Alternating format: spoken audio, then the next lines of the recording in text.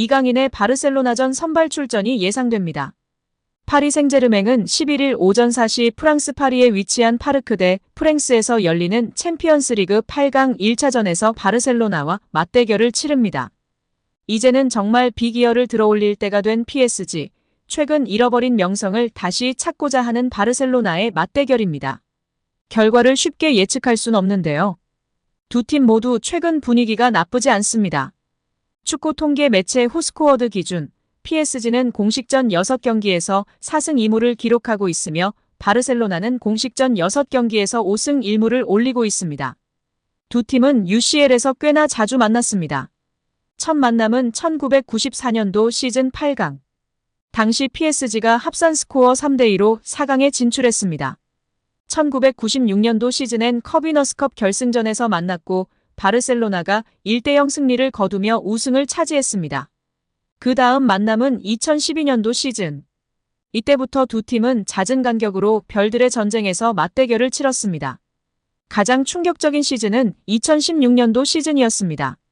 당시 PSG는 홈에서 바르셀로나를 상대로 4대0 완승을 거뒀습니다. 원정에서 3점 차 이상 패배만 아니면 무난하게 8강에 올라갈 수 있는 상황. 하지만 바르셀로나는 엄청난 공격력을 자랑하며 홈에서 6대1 대승을 거뒀고 합산 스코어를 뒤집었습니다. 하지만 최근 전적에선 PSG가 앞서고 있는데요. 2020년도 시즌 16강에서 바르셀로나를 상대한 PSG. 원정에서 4대1 무난한 승리를 거뒀고 홈에서 1대1로 비기며 8강 진출에 성공했습니다. 여기에 훈련장 분위기가 최고인데요. 미니게임에서 이긴 듯한 이강인과 은바페 팀이 좋아하는데 마르퀴뇨스 주장이 이강인을 특히 괴롭히며 패배에 불만을 표현하는 장면이 공개되며 화제입니다. 은바페, 돈나룸마 등은 건들지 않고 이강인 선수에게 집중 공격을 하는 주장형 마르퀴뇨스가 귀여운데요. 좋은 분위기 속에서 챔스 8강 1차전 홈 경기를 준비하고 있는 것 같습니다. 우리 이강인 선수 좋은 컨디션으로 임하길 기대하며 맹활약하길 응원하겠습니다. 프랑스 매체 르 파리지앵은 이강인은 수요일에 열릴 바르셀로나전에서 은바페, 우스만 덴벨레와 함께 선발로 나설 것이 유력하다라고 전했습니다. 이어 매체는 공격진에서는 킬리안 은바페, 우스만 덴벨레와 함께 나설 세 번째 공격수로 누가 나설지가 관건이다. 곤살로 하모스, 무아니, 이강인 등 전혀 다른 타입의 세 선수가 경합하고 있다. 현재로서는 누가 자리를 차지할지 말하기 어렵다면서도 엘리케의 코치진은 이강인이 이들보다 앞서 있다고 평가하고 있다라고 주장했습니다. 스페인의 문도 데포르티보 역시 PSG가 바르셀로나전을 위해 핵심 자원을 아꼈다고 분석했습니다.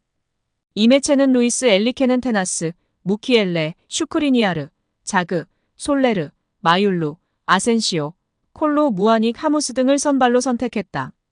이강인을 비롯해 돈나룸마, 마르키뉴스, 비티냐, 은바페, 덴벨레 등이 벤치에서 출발했다. 이들이 바르셀로나전 선발진이다고 보도했습니다. 이어 이 매체는 PSG가 클레르몽과 경기에서 2군으로 나섰다.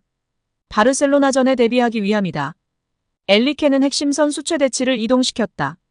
바르셀로나전에 선발로 출전할 수 없는 선수들로 선발 라인업을 가동했다. PSG는 바르셀로나를 만나기 전 어떤 모험도 하고 싶지 않았다. 리그앙에서 여유있게 1위를 지키고 있기 때문이라고 덧붙였습니다. 이번 시즌 정말 중요한 챔스의 여정이 시작되고 있고 이제 8강입니다. 8강 1차전 홈 경기이기 때문에 반드시 이겨야 하고 점수 차이가 클수록 좋은데요. 과연 우리 이강인 선수 어떤 모습을 보여줄까요? 스페인에서 뛰었기 때문에 믿고 중용할 것 같고 맹활약할 것 같은 예감입니다. 이어 엘리케 감독은 이강인에 대해서도 언급하며 극찬했습니다. 덴벨레가 중앙 미드필더로 나선 것에 대한 질문이 나왔는데 엘리케 감독은 항상 상대를 놀라게 하려는 욕심이 있다. 선수 위치를 바꾸는 게 방법인데 덴벨레는 개선이 필요하긴 했지만 중원에서 공간 점유나 마음에 든 점들이 있었다. 덴벨레를 포함해 킬리안 은바페, 이강인, 하무스는 어디서 나올지 모르는 선수들이다. 상대를 놀라게 하고 예측할 수 없게 만들어야 한다고 말했습니다. 쿠프드 프랑스 준결승인 스타드 렌전을 생각해볼 필요가 있다고 이야기했습니다.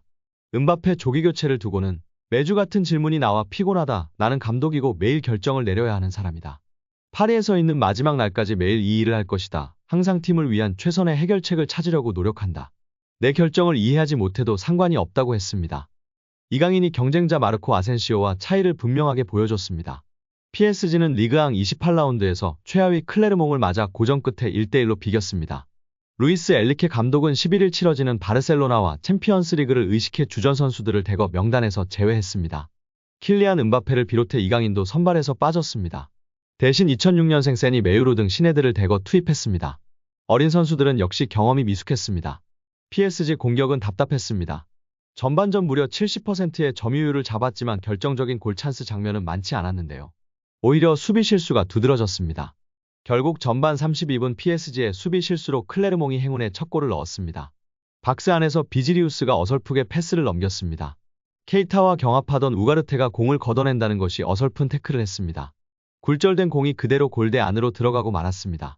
공식 판정은 아니지만 우가르테의 자책골이나 마찬가지인 상황이었습니다. 후반에도 PSG가 일방적으로 몰아세웠지만 골이 터지지 않았습니다. 참다 못한 엘리케 감독은 끝까지 아끼려 했던 은바페, 이강인, 마르키뇨스를 후반 22분 동시에 투입했습니다. 이강인이 들어가자 PSG 공격의 질이 확 높아졌습니다. 이강인은 계속해서 중앙과 측면을 오가며 날카로운 패스를 공급했습니다.